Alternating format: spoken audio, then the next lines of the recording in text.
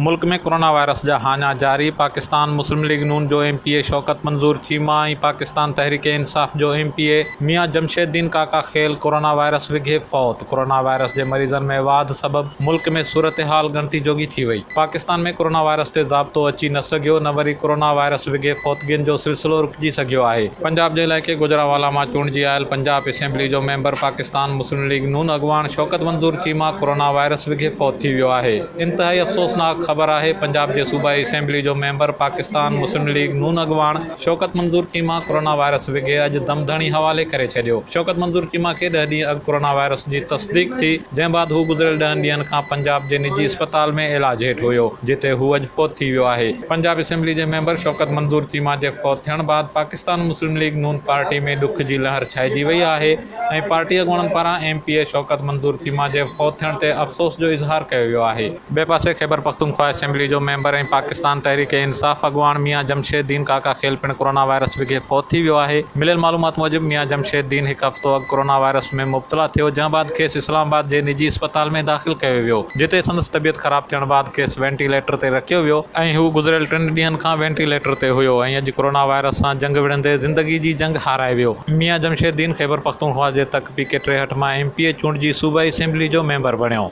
सूबाई वज़ीर ऐं MPA जमशेददीन जे फौत थियण बाद संदसि ख़ानदान तोड़े पार्टी में ॾुख जी लहर छाइजी वई आहे। यादि रहे त गुज़िरियल ॾींहुं सिंध असेंबली जो मेंबर ऐं कच्ची आबादी वारो सूबाई वज़ीर ग़ुलाम मुर्तज़ा बलोच पिणु कोरोना वायरस विघे कराची जे निजी अस्पताल में फौत थी वियो। जिनतुनि खां अलावा जमियत उलमा इस्लाम फज़लुर रहमान ग्रुप जो MNA मुनीर अहमद औरकज़ई पिणु कोरोना वायरस विघे फौत थी वियो। Kawish digital media reporting team, Islamabad.